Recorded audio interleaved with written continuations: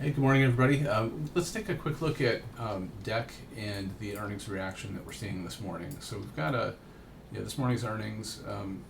We've got a unfavorable reaction, and our stock is down quite a bit. So yesterday's close, roughly around the 123 level, and this morning we open 12% down at 195, and we're already down almost 16% to 188. So this is a good it's a good company. This is one that I've been in for a little while. It has run pretty hard, but it looks like we'll get a retrace now. So we had some warning that we might see that. We've got decelerating momentum on the volatility weighted MACD with a bearish crossover, and that was leading into this all-time high. So that's a bit of a warning there. We've got a negative crossover on our ADX with the DI negative spiking up, and trend was cooling as it's sitting here in the sustainable but lower portion of the trending range between 20 and 30.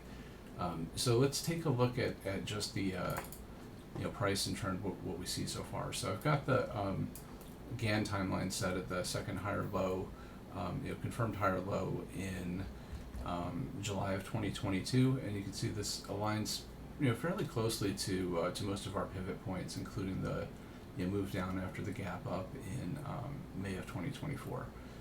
So that comes close to this movement to a new all-time high, and suggests that we might see this retrace play out possibly through like the middle of March before you start to see a reversal and hopefully uptrend continuation. And here's why I think that we will see some nice uptrend continuation eventually. So we put on a rounded base. This thing has really liked to make some measured movements, proportional movements from a base, and we can so we enter into this basing pattern. We've got an area of interest that it fights its way through, and now this is fairly like normal price action for us to break out of a base and come back and retest the top within a fraction of a cycle period. And so if we take a look at this from like a cycle standpoint, and we consider the length of time that it took to put in this base before a breakout, you've got about 124 sessions. Then we break that into quarters, and we're looking at our move towards a high comes about 1/4 of the cycle through.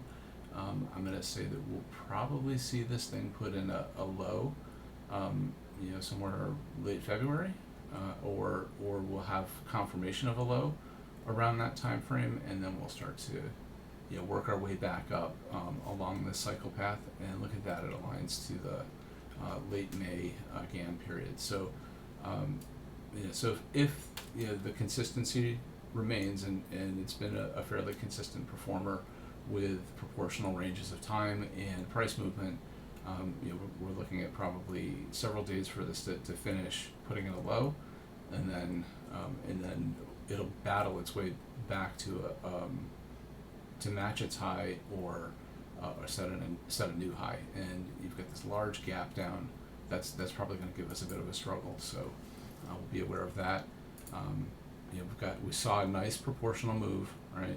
This thing loves proportional moves. So taking the measurement from the bottom of the base to the top, I like to set these around the bottom of a support level for the breakout to set a more conservative range, and it's come in and hit that. So one of my rules is when I see something hit a forecasted range, I like to take a little profit. I had already done that actually prior to this all-time high, probably around this level, and that's just to make sure that we've protected ourselves from what typically happens, right? You get to the top of a forecasted range, and the market starts to take profit as well, and that's an area where we might see a retrace and reversal.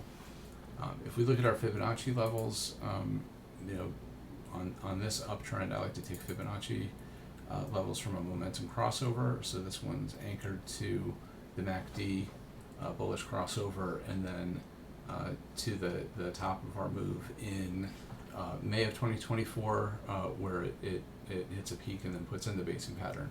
And you can see that it's done a 50% retrace. So normally I'm looking for like, in this case, it's pretty close to the 382. So that tells us that we're gonna, most of the price activity near this base was at the 382, which is healthy for uptrend continuation. So that's a good sign. Looking at, let's see, taking our fib level from roughly this momentum crossover to the peak.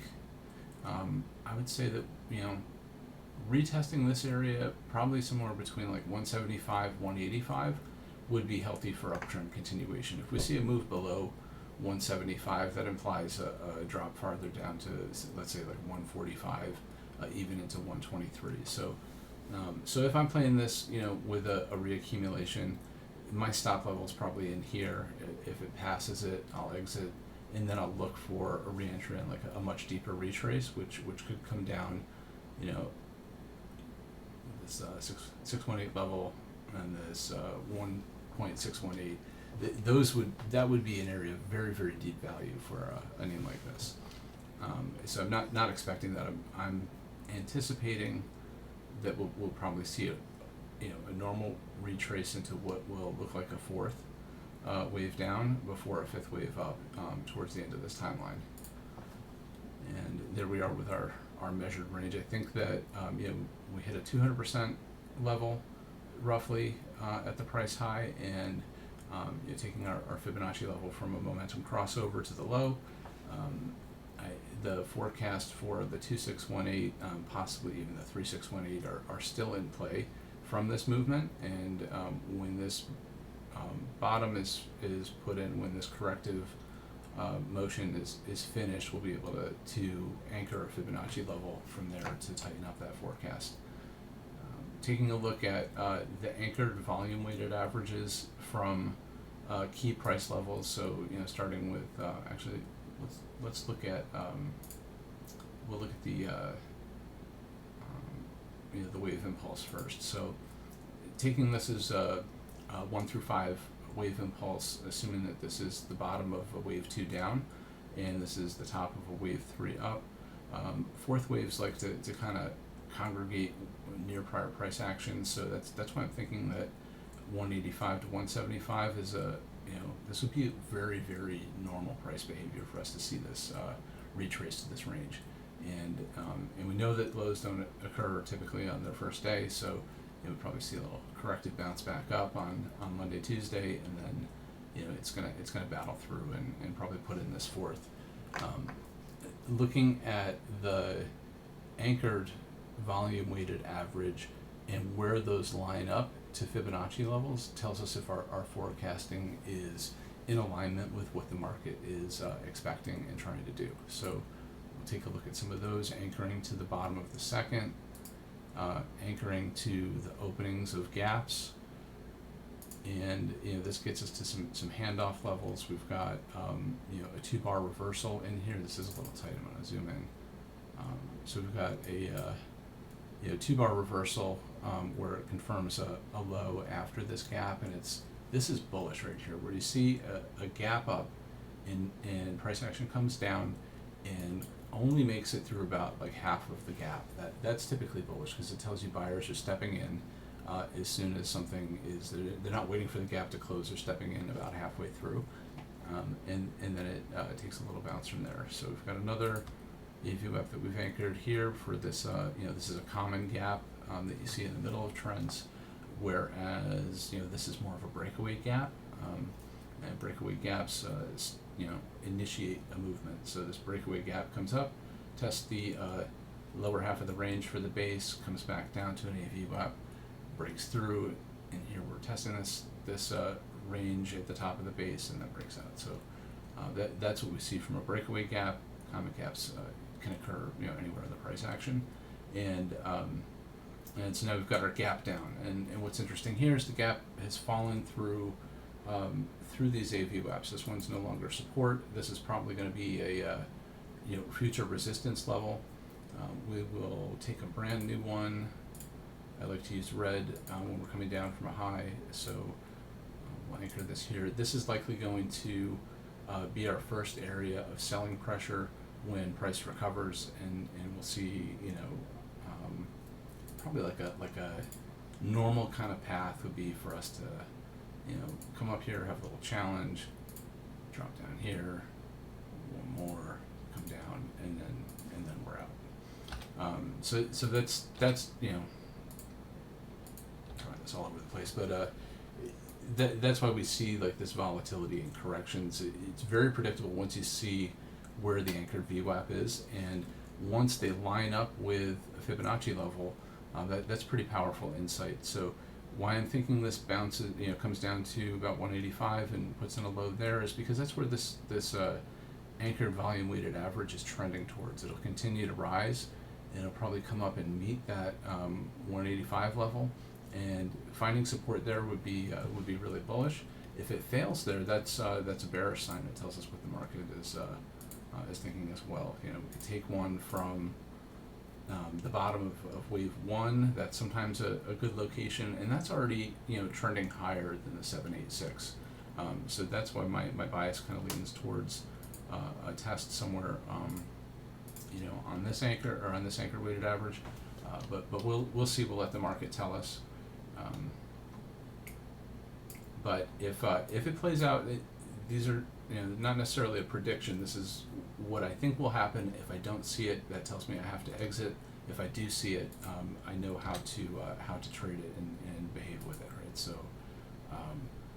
this is just a scenario. Everybody's got to manage risk in their own fashion. But if we were to, if I were taking a long position and I'm patiently waiting for, this fourth to play out, I'm entering there, setting my stop. We've got the 786 would be a level below that, would tell me that that we're headed further south, and I'll avoid that.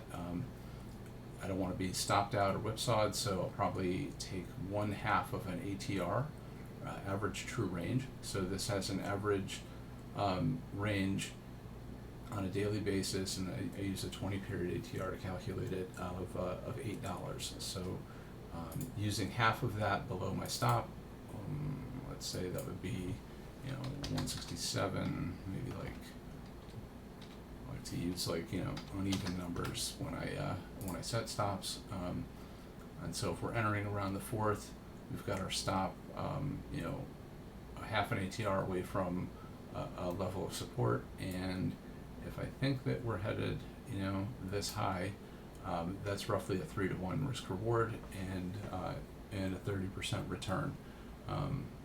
So with a risk of a 10% loss. I think that's a good opportunity for a company like this that looks like it's in the roughly in the middle of an uptrend, and we'll let people get a little bit discouraged by this volley of corrective price behavior between support and resistance, and then I'll look to jump in and participate.